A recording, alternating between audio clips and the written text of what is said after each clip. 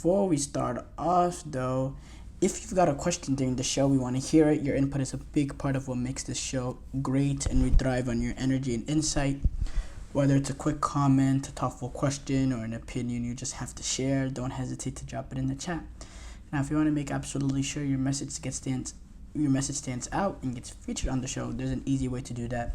Use the super chat feature. Just click the dollar sign at the bottom of the chat box to send in your questions.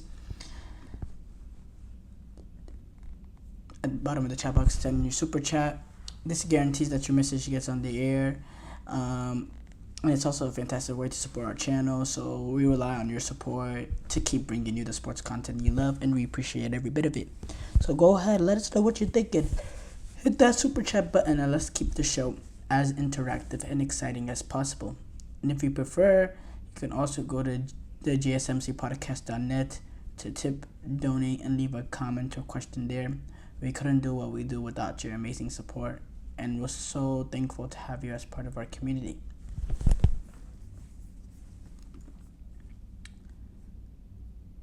We have to start off though with Real Madrid. They're able to get the win over Betis, 2-0 win for Real Madrid. Mbappe getting both goals in the 67th minute, getting his first goal in La Liga for them. Came through Madrid sort of in possession, trying to break down the Betis defense. You have a great, sort of flick on from Federico Valverde into Mbappe's path. Mbappe takes it on really, really well, handles it smoothly, gets that goal, and then in the 76th minute, Real Madrid win a penalty. Vinicius hands Mbappe the ball, gives him the opportunity to get a brace. Great sort of character and boost to the team morale. He allowed Mbappe to take the penalty. 2-0 Real Madrid win. And it was overall, I have to say, watching this game through the first 60 minutes or so, it was a little shaky from Real Madrid. Because there was pressure in this game, with so far the results that happened this season, and more drop points would have been really crucial there. And Mbappe up to that point wasn't really at his best. It was a nervy win for Real Madrid, to say the least. In those 60 minutes or so, I didn't really see Real Madrid getting the win in this game. I thought Betis would have enough to hold it on, but it just took a little bit moment of quality. The performance was not good. Was not perfect. It was not good enough for Real Madrid level, but the importance of the win is massive because, as I said, Real Madrid, so before that, we're coming off 3 points or 5 points out of a total 9, which is not good enough for Real Madrid. But pretty poor start to the season, and if they were to drop points again in the first 3 out of 4 games, that would have been that would have made the mountain that's not a mountain, but it would have made it more difficult later on to the season. What this Real Madrid team needed to do is to start getting momentum. Mbappe needs to start getting momentum. He needs to fit with the front three better. They need to look more cohesive. They need to look more cohesive as a team. And yeah, it was a great it was an important goal. And then the second goal is kind of, insurance there. But yeah, it was we can't undermine how important this win is. This is a very, very important win. That was a very, very important goal. Betis, they defended really, really well. And they had some opportunities on the counterattack too. They were pretty dangerous.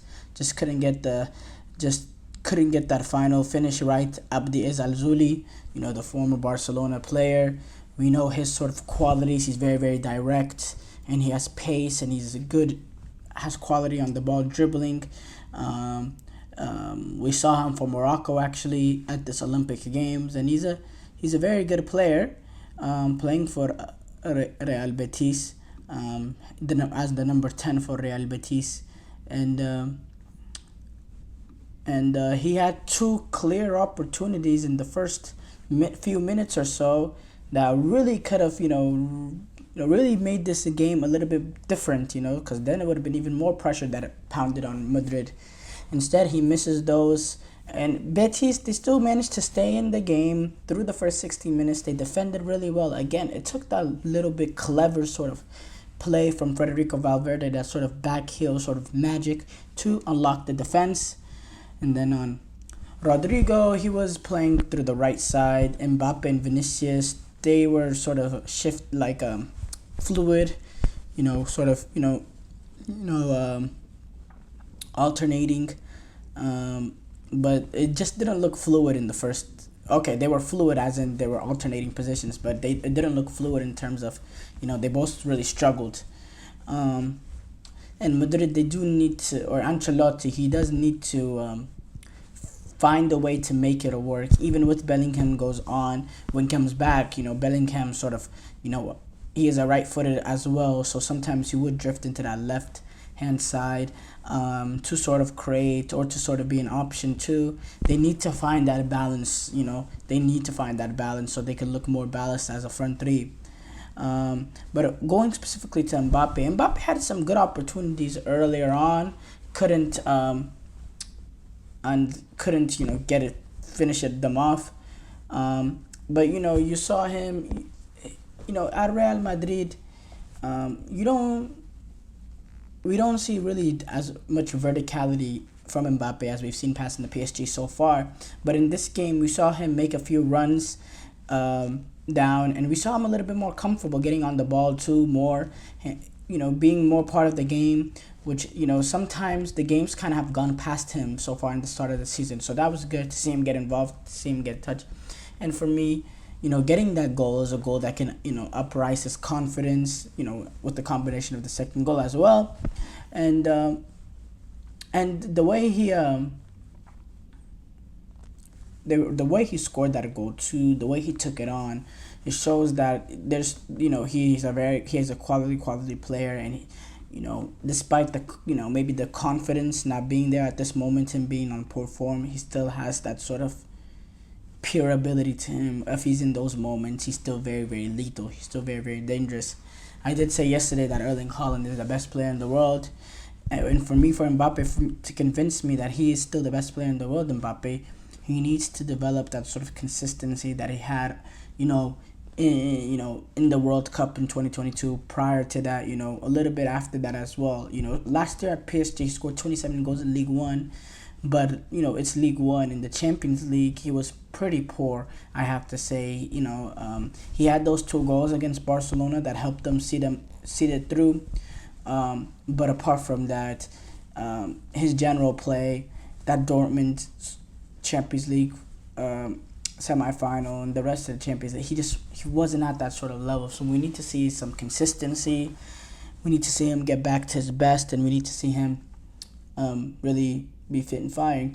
Now for Real Madrid, it continues for Real Madrid sort of this long season, and they'll kind of move on after this international break. Of course, that is a weird one. The September international break. They go to I believe they go to Real Sociedad at the Aniota. Real Sociedad right now not having the most greatest starts of a season for them. 1 win, 1 draw, 2 losses. So that's going to be... So it's not the most difficult game. Now they will have to go away, and Real Sociedad does have some quality. So it should be a test for them. But we'll see. And then after that, Real Madrid, the Champions League campaign starts for them. The midweek games, they get to open up at the Santiago Bernabeu, going up against Stuttgart.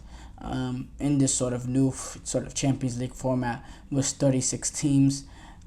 So that's going to be very, very fascinating to see, and very, very exciting to see for Real Madrid.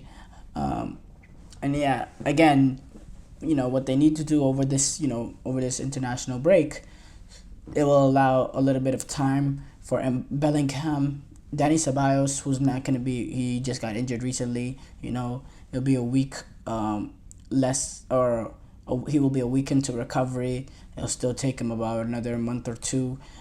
He's with the ankle sprain. With Jude Bellingham, is give or take. They expected him back again at the end of September, so maybe they can ease him in after that opening Champions League night against Stuttgart. So what they need to do is get those players healthy. And Ancelotti and his staff, of course, they need to find some sort of system that looks more fluid with Mbappe, Vinicius, Rodrigo. And if it requires taking out Rodrigo and bringing someone more naturally left-footed, which I don't think is the case. In this game, Rodrigo was playing on the right-hand side, and he was doing his job. It was Mbappe and Vinicius that sort of looked. I'm talking early on, obviously, that looked pretty unnatural. They couldn't really find that fluidity. It was them two. So, and whether or not Ancelotti thinks it is taking out Rodrigo and bringing in a naturally left-footed player. One that comes to mind is Arda Güler, Brahim Diaz that they have on the bench. Or is there a way that he can find some sort of mechanism to make to make that front three look more fluid than what it is now? And Mbappe, he'll be off going to France. We say Deschamps talks about the amount of pressure and all that is put on a player like Mbappe. But to be honest, the greatest of players always have ridiculous pressure. So I thought it was a lot of nonsense from Deschamps. Lionel Messi, think about all the pressure that's been put on him over the years. Cristiano Ronaldo, think about all the pressure that's put on him all over the years. Neymar, all the pressure that's been put on him all over the years. Top class players will get top class criticism when they don't show up, and they'll get top class praise when they do great. It'll be very, everyone will go crazy when they have good moments, and everyone will go nuts when they have bad moments. It's kind of what it is when you're looked at as that high of a player. And for Mbappe, I don't think the criticism really gets to him. I just think he hasn't been on his strongest form of late, and yeah, we'll see.